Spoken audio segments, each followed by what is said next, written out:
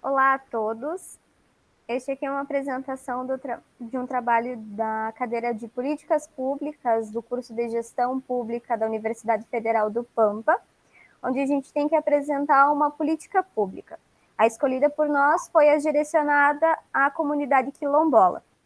A gente vai apresentar um breve contexto histórico sobre as comunidades quilombolas. A gente vai apresentar também com maior enfoque o programa Brasil Quilombola, onde a gente vai trazer as ações que essa cartilha nos traz.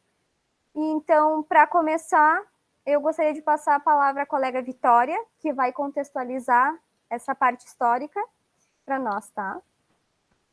Olá, boa noite.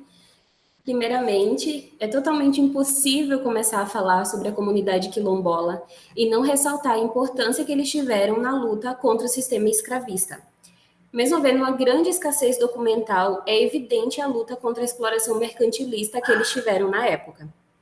Além dos quilombos serem o único local de refúgio na época da escravidão, também era a única forma de resistência que os ex-escravos tinham após a Lei Áurea, por naquele período não existir políticas públicas pós-abolicionistas que fosse possível conceder um amparo socioeconômico aos negros. Etimologicamente, a palavra quilombo significa acampamento guerreiro na floresta, originada dos povos bantus que habitam na região da Angola. Porém, no Brasil, ela passou a ter outra conotação, dada pelo rei de Portugal como sendo toda habitação de negros fugidos, que passem de 5 pessoas numa parte despovoada que não tenham rancho levantados neles. A primeira lei de terras foi em 1850, antes da abolição da escravatura, e manteve um formato de conservadorismo fundiário no Brasil, pois estipulou que toda aquisição das terras sem destinação pelo poder público seria efetuada por meio de compra, o que automaticamente já discriminava o escravo, pois o valor cobrado era totalmente inacessível ao recém-liberto, e mesmo se os africanos ou seus descendentes possuíssem o valor, não teriam acesso da mesma forma, porque eles não eram considerados brasileiros, o que vedava totalmente o escravo libertado de ter acesso à propriedade privada. O que também acaba sendo muito óbvio que a Lei Áurea apenas aboliu formalmente a escravidão no Brasil, porque na época eles não criaram nenhum tipo de planejamento para aplicarem um tipo de política compensatória aos negros que permitisse o acesso dessa população à terra. E apenas quando foi promulgada, foi na Constituição de 88, que surgiu a temática de que o país precisava pagar uma dívida histórica com os descendentes de escravos. E logo foi possível perceber que apenas regularizar as terras habitadas pelas comunidades não eram suficientes, mas também era importante criar um conjunto de ações para suprir as necessidades da comunidade. Justamente com esse intuito de promover os valores culturais, econômicos e sociais decorrentes da influência negra na formação do país, foi criada a Fundação Cultural Palmares. A fundação, ela possui a missão de proteger e disseminar a cultura negra, promovendo a inclusão e o desenvolvimento da população no país. O órgão é vinculado ao Ministério da Cultura e foi o primeiro órgão federal criado especificamente para promover a inclusão da população negra. A Fundação promoveu grandes avanços no combate ao racismo e na preservação da cultura afro-brasileira. Mas a sua atuação e visibilidade só ganhou mais força ainda em 2003, com o decreto de número 4.887, que regulamentava, reconhecia, delimitava e titulava as terras dos povos quilombolas.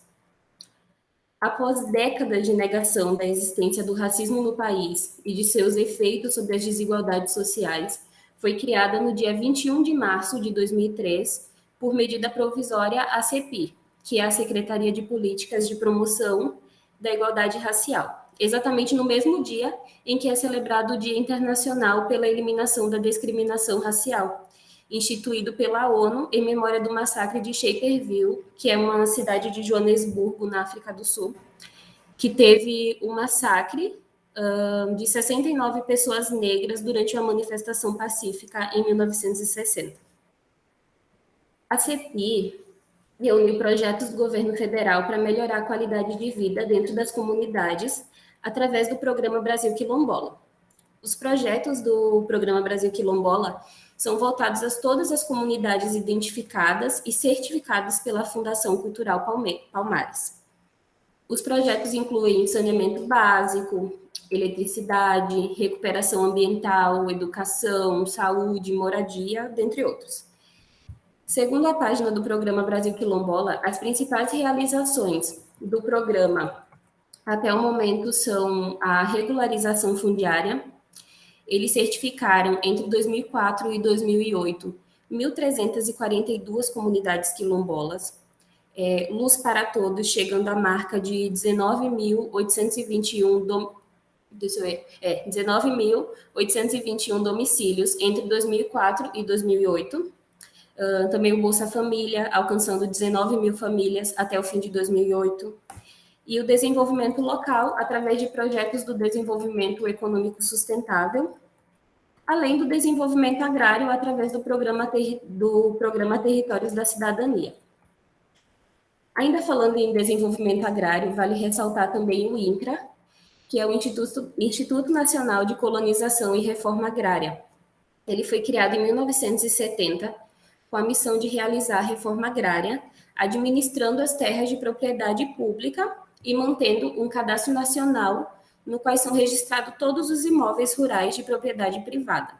Eles possuem uma visão de garantir o equilíbrio ambiental e o desenvolvimento territorial integrado com as potencialidades das regiões. Vou passar a palavra para a Júlia agora. Olá, pessoal. Bom, eu vou destrinchar um pouco do que é o Programa Brasil Quilombola, né? Como a Vitória já deu uma contextualização para todos, todas as políticas públicas voltadas que são focadas nos quilombolas, elas são norteadas por ações afirmativas específicas, que só começaram a ser aplicadas a partir dos anos 2000. Então, pode-se dizer assim que eles têm três pilares, essas ações afirmativas. A primeira, que é a Política Nacional de Promoção da Igualdade Racial. O segundo, que é o Programa Brasil Quilombola propriamente dito. E a terceira, que é a criação da CEPIR, que é a Secretaria Especial de Política e Promoção de Igualdade Racial, que foi criada em março de 2003. Bom, tudo isso foi criado, né, por volta em 2003, 2004, só que eles só realmente começaram a ser praticados em 2007, porque o Programa Brasil Quilombola eles só entraram no plano plurianual de 2004 a 2007. Então, em 2007, que realmente foi colocada em prática, né, a Agenda Social Quilombola, através do Decreto 626 de 2007, onde, né, através dessa agenda, que envolve 4 eixos, que a gente vai falar um pouco mais daqui a pouco. Então, assim, o Brasil Quilombola, ele busca a melhoria das condições de vida e também a ampliação dos povos quilombolas ao acesso de bens e serviços públicos, né? Principalmente, assim, ó, os principais problemas quilombolas que vou citar alguns para vocês, que é a titulação de terras, o pertencimento, a forma de produção, acesso a políticas sociais, como eu já disse, como saúde, educação, acesso à energia elétrica e habitação, enfim. Então, o Programa Brasil Quilombola é um pilar que veio para tentar suprir essas necessidades. Mesmo com a implantação dele, a população quilombola ainda passa por muitos empecilhos que impedem eles de terem acesso a essas políticas. Ainda tem muita burocracia institucional, falta de recursos especializados para que eles possam ter acesso às políticas, dificuldade de infraestrutura. Infelizmente, eles ainda têm muito acesso, eles até acessam serviços públicos, mas nem sempre eles são de qualidade. Então, assim, o objetivo do programa é esse: fazer com que a população quilombola tenha acesso a todos os eixos dentro da agenda com serviços de qualidade, né? Então, todas essas ações, elas são desenvolvidas não somente pelo programa, né? São desenvolvidas por vários órgãos do governo federal. No ano da criação, ele envolvia mais ou menos 11 ministérios que eram coordenados pela CEPIR. Aí, então, através dessa agenda, que foi elaborada em 2007, compreende os 4 eixos, né? Sendo acesso à terra, o segundo é infraestrutura e qualidade de vida, e o terceiro é inclusão produtiva e desenvolvimento local, e o quarto e o último é direito à cidadania. Aí eu vou falar brevemente, o que compreende cada eixo, tá? O primeiro eixo é o acesso à terra, né? Que seria a execução e o acompanhamento dos trâmites necessários para a regularização fundiária das terras do quilombo. Esse seria o principal, assim, ó, o primeiro passo para garantir que eles pertençam a algum lugar, que eles tenham seus direitos requeridos e que eles possam ser realmente ter acesso às políticas. Aí, como acontece? Essa regularização fundiária dos quilombos, ela tem o primeiro passo delas é a certificação e o último passo é a titulação dessas terras. Então, é uma parceria entre a CEPIR, que eu já falei, a secretaria, e o INCRA, até a Vitória já tinha comentado, que é o Instituto Nacional de Colonização e Reforma Agrária. Então, compete ao INCRA a identificação, o reconhecimento e a delimitação dessas terras. A partir daí, ela vai para uma avaliação da Fundação Palmares, que faz toda uma avaliação, e aí, a partir daí, ela vai destinar-se, né, a certificação para aquela população. Então, assim, ó, o primeiro passo realmente é a regularização, para que eles consigam ter o que é seu direito e ter acesso às políticas públicas. Aí, no eixo 2, né, seria infraestrutura e qualidade de vida, que nada mais é que a consolidação dos mecanismos efetivos para destinação de obras de infraestrutura, seja de habitação, saneamento, água, energia, comunicação, vias de acesso, tudo que é relacionado à infraestrutura. Então, assim, esse eixo compreende tudo que seja destinado a atender essas demandas, né? Seja de saúde, para que outras demandas possam ser cumpridas a partir delas, como saúde, educação, assistência social. Aí, para falar assim um pouco, uma ação que é feita pelo governo, que eu vou mais ou menos falar um de cada eixo, é o fomento ao acesso à água, no eixo 2, que é também uma parceria que ela é feita intermédia, né, da CEPIR e do Ministério da Cidadania, com o objetivo de que essas comunidades quilombolas sejam inclusas no acesso à água. Até tem uma ação que se chama Cisternas, que infelizmente não são todas as comunidades do país que têm acesso a elas, infelizmente é mais para o Nordeste, que nada mais é que levar a água potável para as comunidades de difícil acesso, até sejam elas quilombolas ou não, não é somente as quilombolas que entram nessa política pública. Aí eu posso citar diversas outras que também são elaboradas nesse eixo, né? Que tem o PAC Funasa, que é de saneamento, tem a tarifa social, que é a tarifa reduzida da energia elétrica, também tem a habitação rural, que é subsídios por parte da União para que eles construam, comprem materiais de construção, construam seus lotes da unidade habitacional rural, enfim. Dentro desse eixo tem diversas outras políticas que são destinadas ao povo quilombolas. Não quer dizer que todos eles acessem, mas teria que ser. Aí eu vou falar também agora então sobre o eixo 3, que vou falar de um projeto que é realizado nesse eixo, né? O eixo 3 é a inclusão produtiva e desenvolvimento local, que é exatamente o que diz, é o apoio ao desenvolvimento dos povos quilombolas, né? Para que eles tenham autonomia econômica, para que eles preservem a identidade cultural deles, para que todos os recursos presentes no território deles, visando a sustentabilidade ambiental, social, cultural e econômica, sejam desenvolvidos para o próprio desenvolvimento deles, né? Aí tem um projeto do Eixo 3 que é realizado pelo governo, que é o Oportunidade para Todos, que é uma capacitação em empreendedorismo e cooperativismo.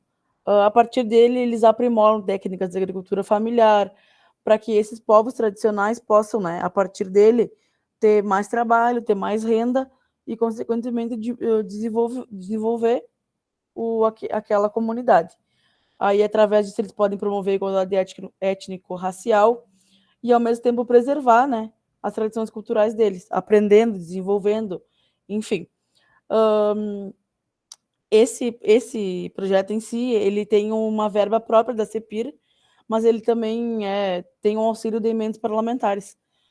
Aí dentro desse eixo tem diversas também outras ações que são realizadas, que tem o Pronaf, que é o fortalecimento da agricultura familiar, que ele financia projetos, né, para gerar renda tanto para agricultores quanto para as comunidades quilombolas. Outro que eu posso citar também é o Programa de Aquisição de Alimentos, que é a garantia de que eles vão ter alimentos bons, de qualidade, com valor nutricional, para que eles possam se alimentar. Também incentivar a agricultura familiar, principalmente.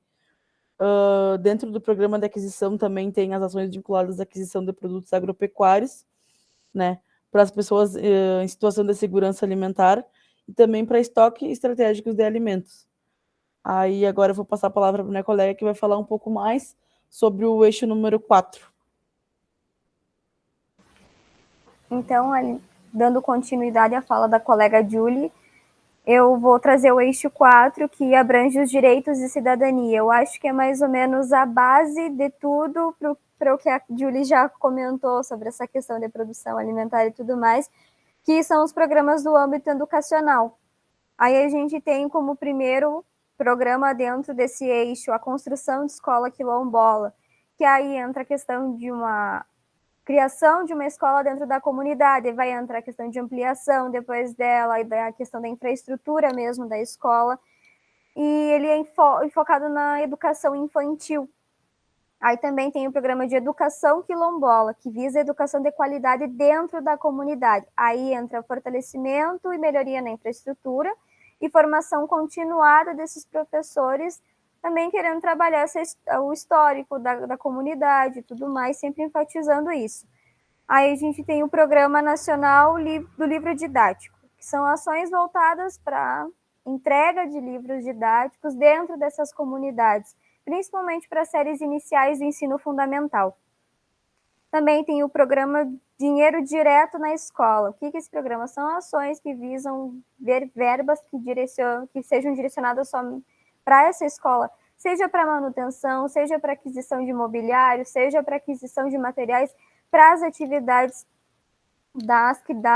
do currículo escolar mesmo. Aí a gente também tem o Procampo, Saberes da Terra. O que esse programa traz? Ele quer promover a elevação da escolaridade no ensino fundamental, isso integrado à qualificação social e profissional dos educandos, mas também promovendo especialização lato sensu aos educadores e coordenadores dentro dessas comunidades. Tem o Programa Nacional de Alimentação Escolar, que também quer atender às necessidades desses alunos. Por quê? Porque esse valor nutricional é importante na questão de desenvolvimento, rendimento e na aprendizagem desses alunos.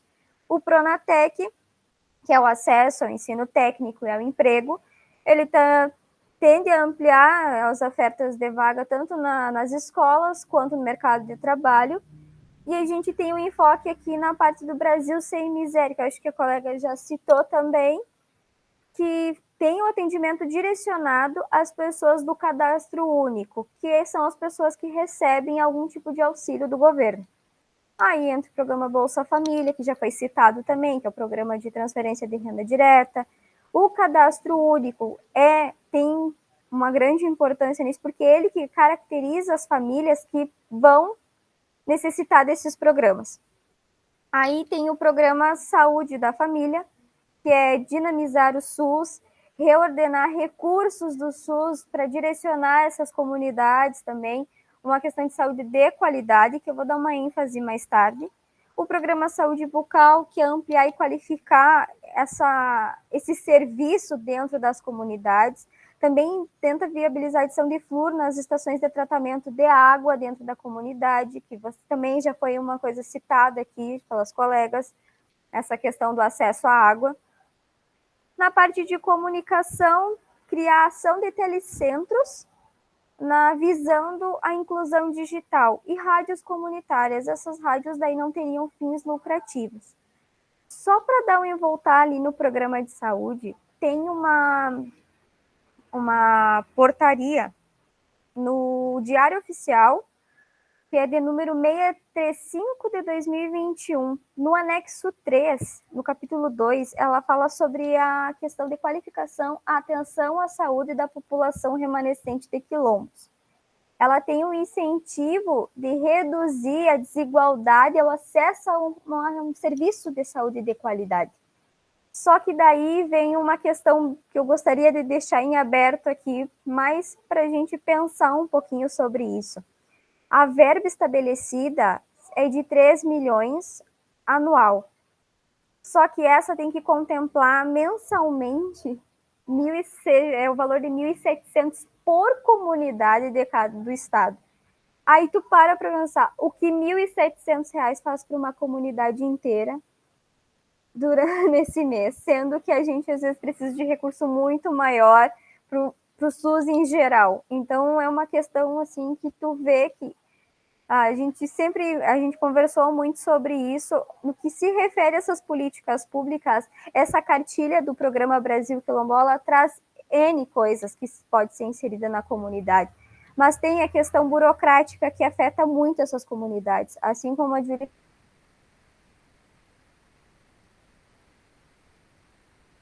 acesso. E se a gente for parar para pensar, muito desses programas dessa cartilha são programas que atingem toda a comunidade brasileira, não só as comunidades remanescentes dos quilombos. Então, e a gente também tem que analisar que em 2016 essa cartilha nunca mais foi atualizada e não foi criado nem mais uma ação direcionada a essas comunidades.